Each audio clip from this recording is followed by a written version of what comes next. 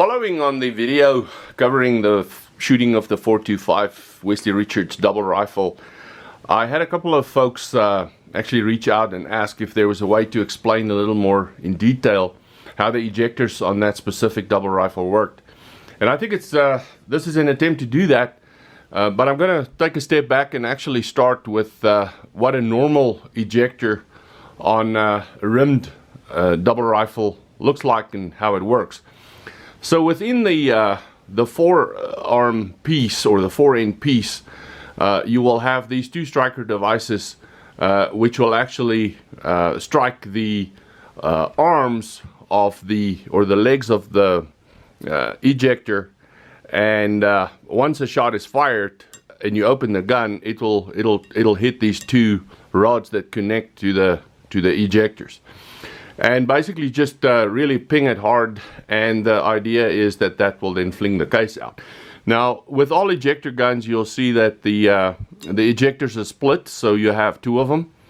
They're independent because if you only fired one barrel and you open the gun, you only want that spent case to be flung out. You don't want both cases to be ejected. Now if you look at this, I'm going to turn this upside down so that it faces you as it would be. So this is made for a rimmed cartridge. So if we put a rimmed cartridge in it, you will see that it's going to lie flush with the actual cutout. So I'm going to push this one out just so that you can see. So if I push this one out, you can see very clearly that there's a little bit of a cutout right there, which is going to take that rimmed case and blow it out. So that is a static thing that's going to be there forever.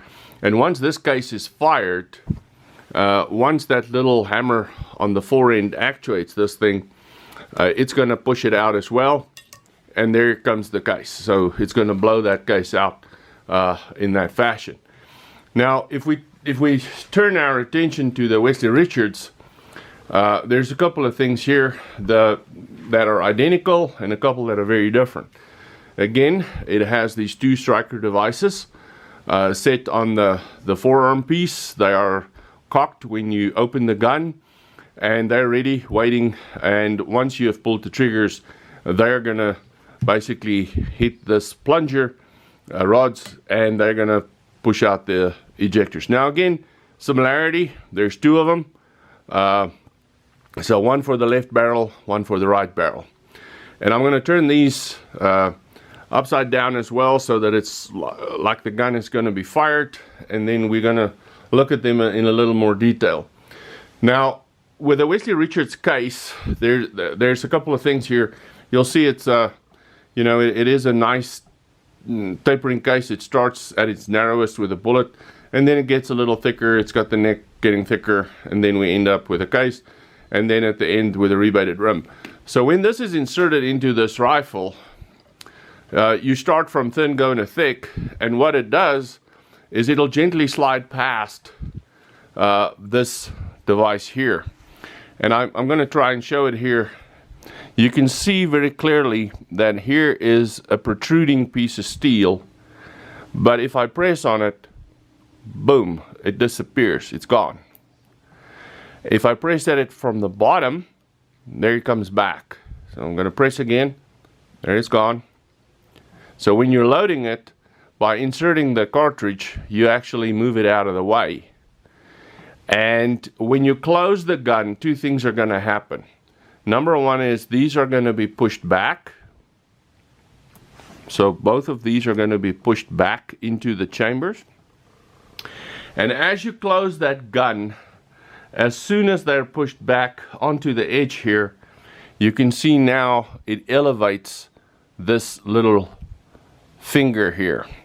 I'm going to move this one out again and just show you how it works. So once you close, once this thing is in the open position, it has the opportunity to completely go flash. But you can see at the bottom here, that's where the little piece of steel then protrudes. As soon as this goes in, as soon as it goes past this little section here and you close the gun, as it goes in, you have the protrusion of this piece of steel right here. And this piece of steel has one job only, and that is to go between the bottom of the case and this rebated rim and catch it right there. So again, I'm going to move this out, we load it, then we press this thing in, we fire the gun, and once we fired the gun, now those two actuating rods are going to be pushed back, and boom, there, this little deal that actually was raised is now throwing your case out.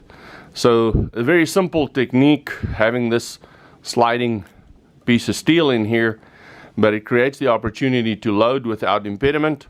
Once you close the gun, it'll actually raise it and it'll catch between the rebated rim and the bottom of the case, and on opening the gun and actuating it, it's going to blow that case right out there.